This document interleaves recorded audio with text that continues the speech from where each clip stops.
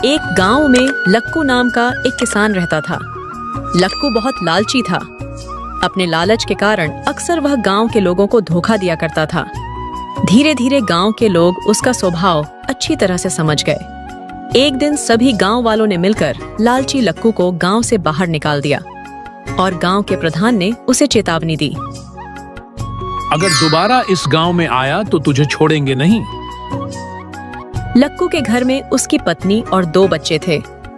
गांव के लोगों द्वारा गांव से निकाल दिए जाने पर वह पास ही के गांव में रहने लगा। लक्कू की पत्नी ने लक्कू को बहुत समझाया।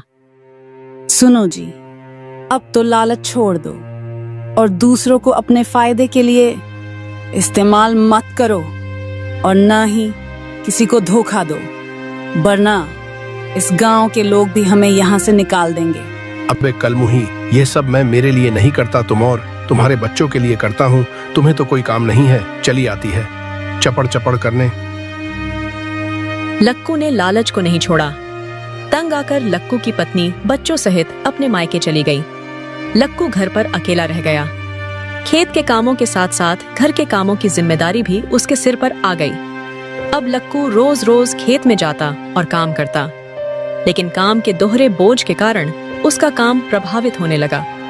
उस गांव के लोग भी उसके खेत में काम नहीं करना चाहते थे, क्योंकि उन्हें भी लक्कू के लालच के बारे में पता चल गया था। अब लक्कू से उसके खेतों का काम नहीं हो पा रहा था।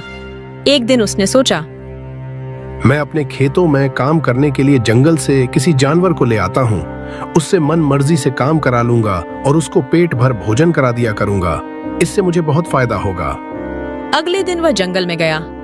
कुछ दूर जाने के बाद उस जंगल में एक भेड़िया दिखाई पड़ा। वह उसके पास गया और बोला, भेड़िया भाई, इस जंगल में तुम्हें कितना खाना मिलता है? लगता है तुम 2 दिनों से भूखे ही हो। हाँ भाई, क्या करूं?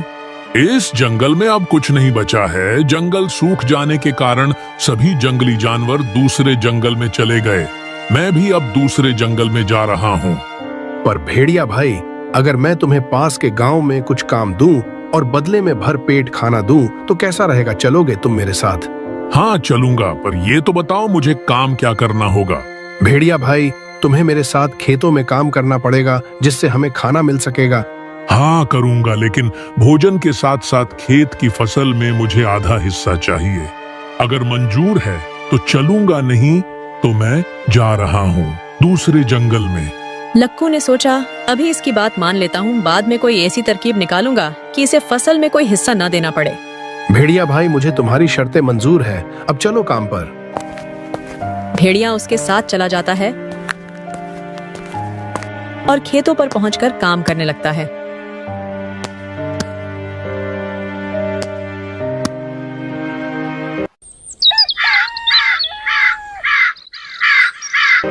अगले दिन लक्कू ने भेड़िया से कहा, सुनो भेड़िया भाई, हम इस बार जो फसल लगाएंगे उसमें से आधा आधा हिस्सा आपस में बांट लेंगे।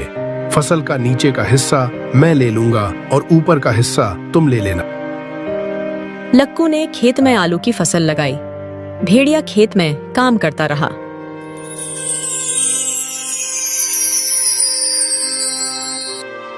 कुछ दिन बाद फसल निकली तो लक्कू ने जड़ में लगे आलू रख लिए और आलू के ऊपर का जो हिस्सा था वो भेड़िया को दे दिया। भेड़िया समझ गया कि लक्कू ने उसे मूर्ख बनाया है। वह नाराज होकर जंगल जाने लगा। तभी लक्कू ने उसे रोकते हुए कहा, भेड़िया भाई, कहाँ जा रहे हो? तुमने मेरे साथ अच्छा नहीं किया। सारी अच्छी फसल तुमने रख ली और मुझे बेकार और बिना मुनाफा वाली ऊपर की पत्तियां दे दी। मैं इसलिए तुम्हारे साथ अब काम नहीं करूंगा। भेड़िया भाई, अगली बार तुम नीचे का हिस्सा ले लेना। अब भेड़िया लक्कू के साथ वापस आ गया और जंगल वापस नहीं गया। वह दोनों खेतों में काम करने वापस आ जाते हैं। भेड़िया इस बार भी वह पूरी मेहनत के साथ खेत में काम करता रहा, मगर लक्कू ने चालाकी दिखाकर इस बार खेत में आलू नहीं बल्कि गेहूं की फसल बोई थी। जब फसल की कटाई का समय आया तो लक्कू ने सारा गेहूं ले लिया और भेड़िया को जड़ दे दी। भेड़िया बहुत नाराज हुआ कि लक्कू ने उसे दोबारा मूर्ख बनाया। इस बार वह लक्कू के लाख मनाने पर भी नहीं माना और जंगल वापस लौटने लगा। भेड़िया बहुत दुखी था, क्योंकि इतनी मेहनत के बाद भी उसे कुछ हासिल नहीं हुआ था। गांव के कुछ किसानों ने उसे दुखी देखा तो कारण पूछने लगे। अरे भेड़िया भाई, तुम इतने दुखी क्यों हो? क्या बताऊं इंसानी भाई, तुम्हारे गांव के लक्कू किसान ने मुझे मूर्ख बनाया। मैंने उसके खेत में शर्त के मुताबिक काम किया, पर उसने मुझे कुछ नहीं दिया। उस गांव के किसान भेड़िया की मेहनत देख चुके थे। उन्होंने उसे अपने खेत में काम दिया और फसल होने पर आधा हिस्सा भी भेड़िया मेहनती होने के कारण उस गांव के किसानों का चाहता बन गया। उधर लालची लक्कू किसान अकेला होने के कारण खेत में ढंग से काम नहीं कर पाया और उसकी पूरी फसल बर्बाद हो गई। उसने गांव वालों से मदद मांगी, लेकिन कोई मदद को नहीं आया क्योंकि वह सबका विश्वास खो चुका था। वह सारा लालच छोड़कर उस गांव के प्रधान से माफी मांगी। मुझे माफ कर दीजिए प्रधान साहब, अब मैं किसी को धोखा नहीं दूंगा। गांव के प्रधान ने उसे माफ कर दिया। फिर उसी गांव में लक्कू अपने बीवी बच्चों के साथ रहने लगा।